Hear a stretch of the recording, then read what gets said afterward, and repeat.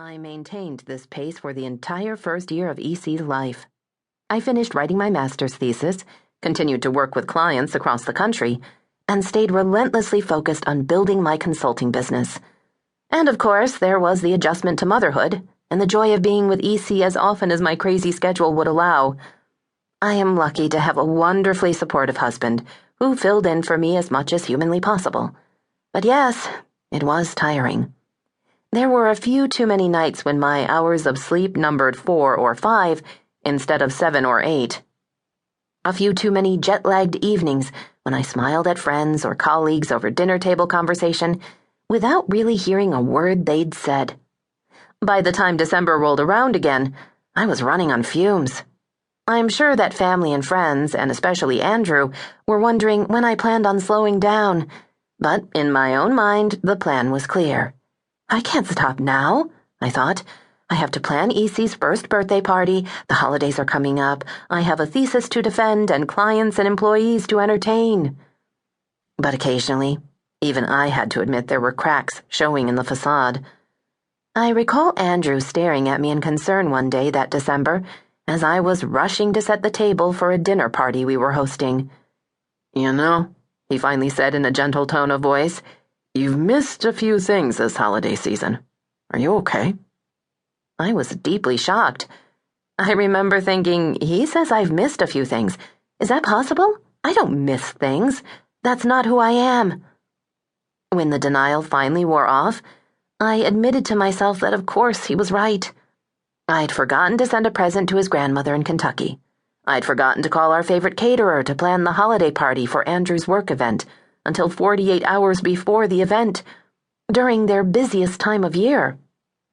I had even missed a conference call with a key client.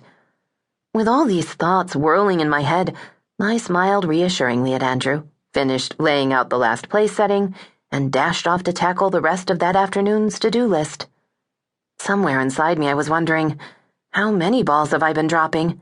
And if Andrew has noticed, who else has noticed? Am I really out of control? But there was no time to focus on questions like those. I kept going at full speed, or maybe a little bit faster. I made it all the way through Christmas, and then, on December 26th, I crashed headfirst into the wall of my so-called life. And that's when I found myself sitting on the living room floor, staring up at the twinkling lights on the tree, oblivious to the sounds of EC and Andrew from some other room in our house, aching with an inner weariness unlike anything I'd ever experienced before. This was more than just physical fatigue or sleep deprivation. This was soul fatigue. I'd achieved what I'd wanted, to keep my rich and busy life intact while being a new mom too.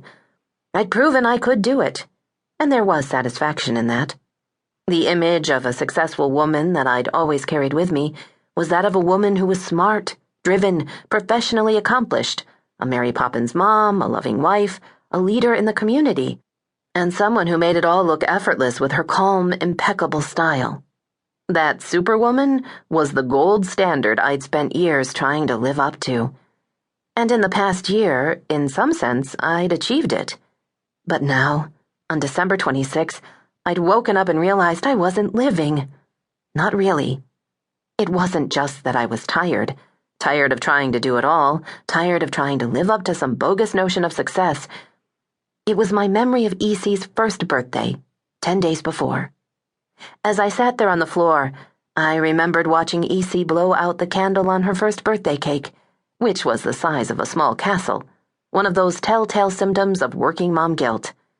Isn't it amazing? I'd thought. I have a 1-year-old daughter.